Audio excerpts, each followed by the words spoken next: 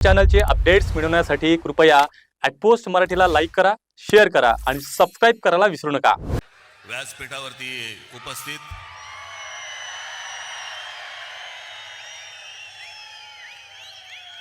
शिवसेना पक्षप्रमुख श्री उद्धव ठाकरे,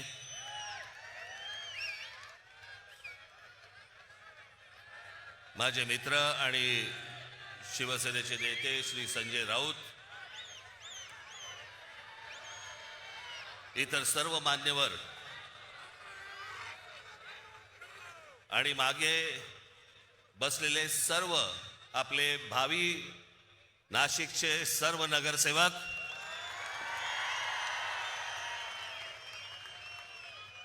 आणि माझ्या जमलेल्या सर्व तमाम मराठी बांधवांनो, भगिनींनो आणि मातांनो,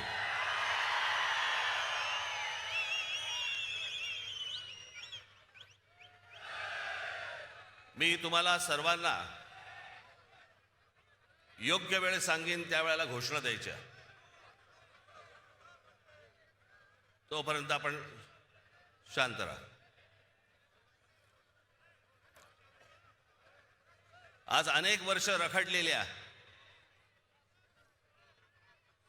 याची कारण कोणालाही देता येणार नाहीत, सांगता येणार नाहीत, कारण कळलीच नाहीत की इतकी वर्ष या निवडणुका घ्यायला का लागल्या, कशासाठी लागल्या। 4 वर्षापूर्वी मुदत संपून देखील या महानगरपालिकेच्या निवडणुका का होत नव्हत्या, मला असं वाटतं की का होत नव्हत्या हे पहिल्यांदा याचं उत्तर हे आत्ताच्या सरकारने दिलं पाहिजे। आणि मग इतक्या वर्षानंतर ज्या वेळेला निवडणुका होत आहेत त्याच्यानंतर ज्या प्रकारचा गोंधळ या महाराष्ट्रामध्ये आत्ता सगळा सुरू आहे,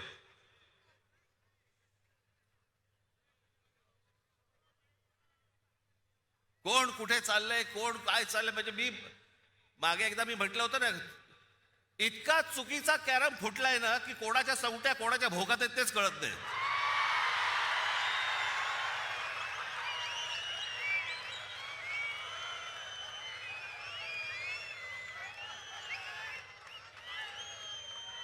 प्रत्येकाला विचारलं लागतं आज कुठे। काही जण तर वेडे पिसे झालेत, वेडे पिसे। त्या दिवशी मला कळलं, कोणीतरी एकाने छाननीच्या वेळेला, म्हणजे ते फॉर्म भरायची तारीख मुदत निघून गेली होती फॉर्म भरायची, छाननीच्या वेळेला समोरच्याचा एबी फॉर्म घेतला आणि गिळून टाकला। बरं, वेळ नव्हता, दिवसही नव्हते, एखादा दिवस मिळाला असता तर सकाळी बाबा वाट तरी बघता आली असती त्याची की एबी फॉर्म बाहेर येईल, बाहेर येईल, बाहेर येईल, मग नंतर फॉर्म भरू। ती वेळ नाही दिली। कोणत्या थराला गेलेत निवडणुका या महाराष्ट्रामध्ये? 60-60, 70-70 माणसं उमेदवार सत्ताधारी पक्षाचे बिनविरोध निवडून येतात। तिकडच्या मतदारांचा मतदानाचा अधिकार पण त्यांना देणार नाही तुम्ही। काही वेळेला तर दहशतीतून, आणि काही वेळेला जास्तीत जास्त वेळेला तर पैसे। काय आकडे ऐकतोय, कोणाला 1 कोटी, कोणाला 2 कोटी, कोणाला 5 कोटी। आमच्या कल्याण डोंबिवलीच्या तिथे एका काय ते प्रभाग असतात, त्या प्रभागामधल्या 3 जणांना, एका घरातले 3 जण उभे आहेत एका प्रभागात, काय ऑफर झाली असेल तुम्ही कल्पना पण नाही करू शकत। एका प्रभागातल्या 3 जणांना, जे 3 जण एका घरातले आहेत, त्यांना 15 कोटी रुपयाची ऑफर झाली। 15 कोटी, कोणाला 5 कोटी, कोणाला 10 कोटी, कोणाला 2 कोटी। येतात कुठून पैसे या लेवलला? इथपर्यंत परिस्थिती आणली तुम्ही महाराष्ट्राची। एक तर उभं राहू द्यायचं नाही, माणसं विकत घ्यायची, भीती घालायची, दहशत निर्माण करायची, आणि अशा वातावरणामध्ये तुम्ही निवडणुका घ्यायला बघताय। मला समजलंच नाही या इथे नाशिकमध्ये पण भारतीय जनता पक्ष, अहो तुमच्याकडे माणसं होती ना, जुनी काम करणारी माणसं होती ना.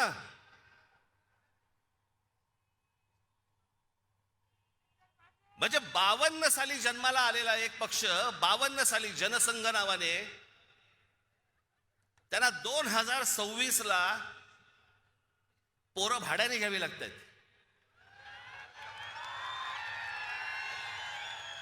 तुमचे कार्यकर्ते, तुमची माणसं तुम्ही उभी केली होतीत ना, मग दुसऱ्यांची कशाला कडेवर घेऊन नाचताय? याचं कारण, जो पक्षामध्ये इथे काम करतोय तर काही शून्य किंमत. मी समजू शकतो की एखाद्या मतदारसंघामध्ये बाबा 2 जण चांगली लोक असतात, 3 जण चांगली लोक असतात, त्या 3 जणांमधला एखादा निवडावा लागतो, बाकीच्या दोघांना देता येत नाही. मी समजू शकतो, कारण जागाच एक असते. पण जी लोक सतत काम करतायत, इतकी वर्ष काम करतायत, त्यांना पूर्णपणे बाजूला सारून दुसऱ्या पक्षामधला माणूस घ्यायचा आणि त्याला उभं करायचं, हा तुम्ही त्या कार्यकर्त्याचा अपमान नाही करतात? बाहेरून माणसं लागतात तुम्हाला. बरं, ती आणतात ते काही आनंदाने येत नाही येत, रात्री पैसे पोचवले जातात.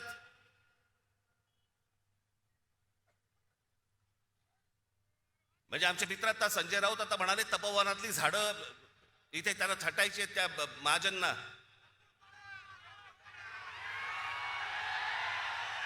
अहो, लाकूड तोड्या बरा होता.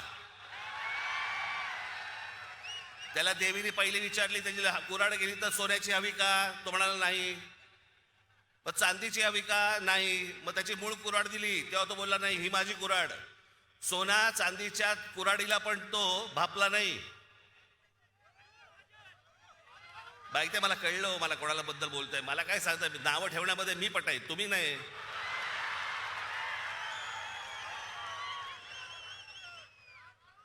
पण झाडं पण छाटायची ना, पण झाडं छाटायच्या अगोदर स्वतःच्या पक्षामधले कार्यकर्ते छाटले.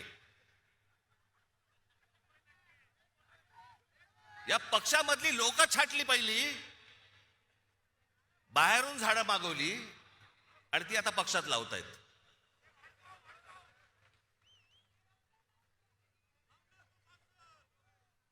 ही कोणती परिस्थिती, हे कोणतं राजकारण, हे कोणत्या निवडणुका चालू आहेत महाराष्ट्रामध्ये?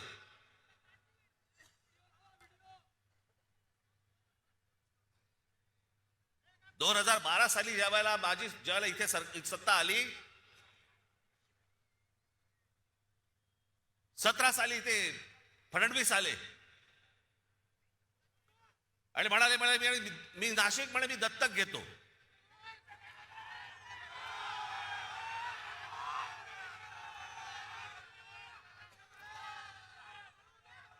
आणि त्या सगळ्या गोष्टींना नाशिककर भुलले आणि आम्ही जी कामं करून ठेवली होती ती सगळे विसरले. आणि दत्तक घेतो म्हटल्यानंतर हा बाप परत फिरकलाच नाही.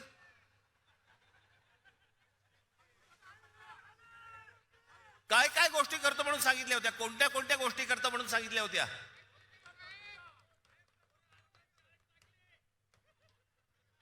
आता साधी गोष्ट बघा, 2012 ज्याला आम्ही इथे सत्तेमध्ये आलो त्यावेळेलाही कुंभमेळा झाला, अत्यंत यशस्वी कुंभमेळा झाला. त्यावेळेला त्यावेळेचे इथे उत्तम सगळेच त्यावेळेचे नगरसेवक, सर्व पक्षांचे सगळ्यांच्या बरोबर घेऊन साथीने सगळे हा उत्तम कुंभमेळा झाला. एकही झाड कापलं गेलं नाही त्यावेळेला. आत्ता का कापलं जातंय?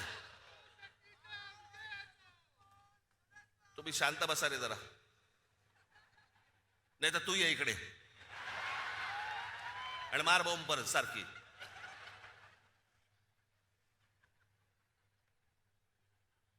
एकही झाड कापलं नाही त्यावेळेला. उत्तम सुंदर चांगल्या पद्धतीने सगळे जेवढे साधू संत आले होते त्या सगळ्यांनी सांगितलं की उत्तम कुंभमेळा झाला. त्यावेळेला प्रशासकांचा आणि ज्यावेळेला जे नगरसेवक होते त्यांचा सत्कार झाला. बॉस्टनमध्ये पण सत्कार झाला त्यांचा, अमेरिकेत इथेही सत्कार झाले की उत्तम रीतीने कुंभमेळा हाताळला गेला. मग आता काय चालू आहे? मी त्या दिवशी म्हटलं ना की ही तपोवनातली झाडं नुसती झाडं तोडणं नाहीये, हे यांचं हे सगळं अगोदर ठरतं. की या उद्योगपतीसाठी ही जागा रिकामी करायची, आत्ता याच्यावरती कुंभमेळा करायचा, कुंभमेळा झाल्यानंतर सगळे साधुसंत जेव्हा आपल्या घरी जातील मग त्या उद्योगपतीच्याही घशात घालायची जमीन. सगळं सगळं प्लॅनिंग त्यांचं सुरू असतं. आज त्यावेळेला जे जे महाराष्ट्रातल्या कुठच्या बाकी शहर सोडा, जेव्हा ते अनेक उद्योगपतींकडनं ज्यावेळेला या नाशिक शहरामध्ये पैसे आणले, रतन टाटांपासून अनेक लोक ज्यावेळेला इथे नाशिकमध्ये आले, काय त्यांचा संबंध होता? नाही तर साधी गोष्ट नुसतं फक्त वाचून दाखवतो, तुम्हाला कळेल की काय काय पहिले फक्त 5 वर्षात काय झालं. आज नाशिक शहराला मुकणे धरणापासून आपण त्यावेळेला पाईपलाईन आणली. नाशिकच्या पाण्याचा पुढच्या साधारणपणे 50-60 वर्षाचा पाण्याचा प्रश्न संपवून टाकला. हे 5 वर्षात केलेले आहे. त्याच्यानंतर जीपीएसने जीपीएस त्याला लावलेले सगळ्या महानगरपालिकेच्या ऑफिसमध्ये माणसं असायची. घंटा गाड्या सुरू केल्या, घनकचरा प्रकल्प सुरू केला. ज्या घनकचरा प्रकल्पाबद्दल तिकडे त्या कचऱ्यामधनं विटा, खत, सगळ्या गोष्टी आज नाशिकमधले अनेक शेतकरी घेऊन जात आहेत. तिथून जाता येताना तुम्हाला वास पण येणार नाही की इथे घनकचरा प्रकल्प आहे म्हणून. वाहतूक पेटांचं सुशोभीकरण केलं. बोटॅनिकल गार्डन इथे एक जागा होती, त्या गार्डनचं केलं. मी रतन टाटांकडे ज्यावेळेला मी गेलो ते प्रकल्प घेऊन, त्यांना आवडलं. त्यांनी मला विचारलं किती खर्च आहे. मी म्हटलं 3-4-5 कोटी रुपये खर्च येईल त्याला. डन बोलले, नक्की. त्यांची सगळी माणसं लावली, सरकारकडनं सगळ्या परवानग्या बिरवानग्या सगळं आलं, कामाला सुरुवात झाली आणि प्रकल्प वाढत वाढत वाढत वाढत गेला. त्यांचीच माणसं करत होती. शेवटी तो प्रकल्प ज्यावेळेला पूर्ण झाला त्यावेळेला रतन टाटांकडनं जवळपास 14 ते 15 कोटी रुपये टाकले गेले होते त्याच्यात. त्या बोटॅनिकल गार्डनची काय अवस्था करून ठेवली आज गेल्या 5 वर्षात. सगळं उद्ध्वस्त करून टाकलं. सगळी ती बेटा उद्ध्वस्त केली, सगळ्याच गोष्टी उद्ध्वस्त केल्या. इथे तुमच्या ते चिल्ड्रन एज्युकेशन पार्क, गोदापारचं जॉगिंग ट्रॅक, स्वर्गीय माननीय बाळासाहेब ठाकरेंच्या नावाने ऐतिहासिक ते शस्त्र संग्रहालय केलं होतं, ते उद्ध्वस्त करून टाकलं. त्याच्यानंतर ही ते वॉटर कर्टन्स केली होती या सगळ्या तुमच्या पुलांवरती, ती घालवली, ती सगळी उद्ध्वस्त करून टाकली. नाशिक वरती त्यावेळेला आम्ही ज्याला आलो त्याला 700 कोटी रुपयांचं कर्ज होतं. ही नाशिक महानगरपालिका 700 कोटी कर्ज मुक्त महानगरपालिका त्यावेळेला आम्ही करून दिली. आणि सगळ्यात महत्वाची गोष्ट, त्या संपूर्ण 5 वर्षाच्या काळात विरोधी पक्षातलेही लोक बसले होते, भाजपवालेही बसले होते, सगळेच बसले होते. त्या संपूर्ण 5 वर्षाच्या काळात विरोधी पक्षाकडनं एकही भ्रष्टाचाराचा आरोप झाला नाही, अशी ती महानगरपालिका होती.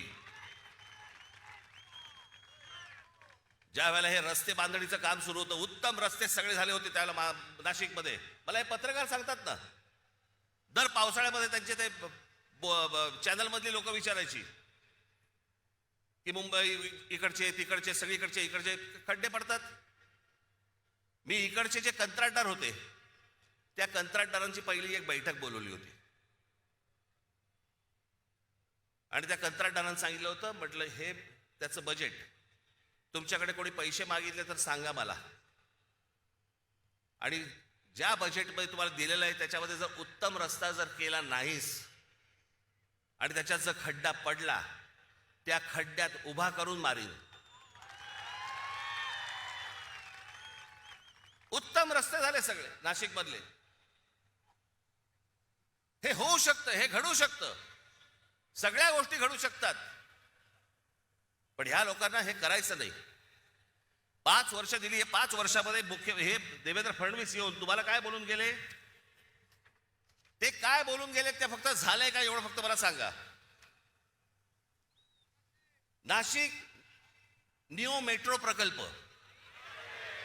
Nashik IT park, Nashik logistic park, Dwarka Nashik उड्डाणपूल, नाशिकचा बाह्य ring road, Nashik Pune semi high speed railway मार्ग, इगतपुरीला आदिवासी क्रीडा प्रबोधिनी, महानगरपालिकेतील कर्मचारी अनुशेष असे अनेक प्रकल्प त्यावेळेला त्यांनी घोषित केले की भरून काढणार वगैरे, काही नाही. आणि हे म्हणे दत्तक घेणार.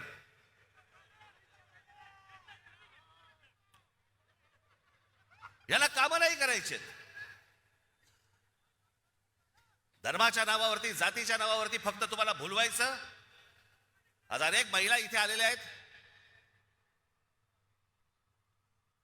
ती ह्याची योजना आणली, काय ती लाडकी बहिणी योजना. लाडक्या बहिणी योजनेबद्दल 1,500 रुपये दिले. महागाई किती वाढली हो. हा, ते 1,500 रुपये तुमचे 15 दिवसात निघून गेले.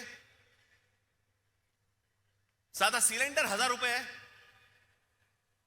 कुठे टिकणार आहे 1,500 रुपये. मला आपल्याला फक्त एवढंच सांगायचंय, पुढच्या ज्या पिढ्या असतील, आज तुमची मुलं असतील, आज अनेक या महाराष्ट्रामधले अनेक उमेदवार आहेत किंवा अनेक लोक आहेत, त्यांची मुलं काय विचार करतील. काय आमच्या भवितव्याकडे आमच्याकडे कोणी बघितलं नाही का. आमचा बाप विकला गेला. आमच्या आईने पैसे घेतले आणि आमच्याकडे पुढे भविष्य जे आहे आमचं, हे काही घडलंच नाही. आमची शहरं चांगली घडलीच नाहीत. शहरात राहण्यासारखं काहीच नाही. आज अनेक मुलं इथे, अनेक मुली, तरुण तरुणी आहेत, महाराष्ट्रामध्ये आहेत, देशामध्ये आहेत. का परदेशी जातात हो. कशासाठी परदेशी जात आहेत. शिक्षण तर इथेही मिळू शकतं, कदाचित नोकरीही इथे मिळू शकते, पण जात आहेत कशासाठी. सभोवतालचं वातावरण सगळं बकाल. रस्त्याला चांगले फुटपाथ नाहीत. ट्रॅफिक वाढलाय, रहदारी सगळीकडे. कशाला काही आटोक्यातच नाहीये काही गोष्टी. अशा लोकांच्या हातामध्ये तुम्ही शहरं देणार आहात. मला खरंच 2017 साली मला इतकं वाईट वाटलं की अरे म्हटलं, एवढ्या सगळी माणसं मी त्यावेळेला आणली. आनंद महिंद्रापासून, रतन टाटांपासून, सगळे अंबानींपासून सगळी लोक इथे मी आणली, जी कधी कुठच्या शहरामध्ये गेली नाही, ती ह्या सगळ्या शहरामध्ये आणली.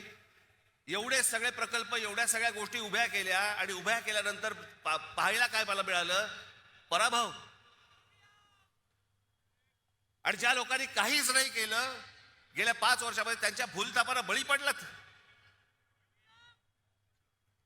आजही हेच चालू आहे त्यांचं. पैसे वाटायचे, बाकीच्या सगळ्या गोष्टी करायच्या, बोगस वोटिंग करायचं, घराघरात जाऊन पैसे वाटायचे. आज पैसे घ्यालो, किती दिवस टिकणार तुमच्याकडे, किती दिवस राहणार आहेत. पण तेवढ्याशा एका किमतीसाठी आपण अख्खं शहर दावडीला बांधतो आहोत. आपल्या चिल्ल्या पिल्ल्यांचं भवितव्य आपण दावडीला बांधतो आहोत. याचाही आपल्याला विसर पडला. कशासाठी निवडणुका लढवायच्या मग. राजकारण हा आणि निवडणुका हा काय नुसता खेळ बनवून ठेवला का आपण. पैसे घ्यायचे आणि मतदान करायचं आणि मग 5 वर्ष बोंबलत राहायचं की ह्यांनी काही नाही केलं, ह्यांनी असंच केलं, ह्यांनी तसंच केलं, हे खोटं बोलले. परत 5 वर्षानंतर परत येणार, हे पैसे वाटणार. हाच खेळ खेळायचा असेल तर खेळा बाबा तुम्ही. तुम्हाला उत्तम शहर घडवायचं असेल, उत्तम भवितव्य घडवायचं असेल, आपल्या चिल्ल्या पिल्ल्यांचं देखील त्यांना असं वाटलं पाहिजे की या शहरात राहावं असं जर वाटत असेल, आज मी तुम्हाला सांगतोय, आज शिवसेना आणि महाराष्ट्र नवनिर्माण सेनेच्या हातामध्ये तुम्ही आज सत्ता देऊन बघा.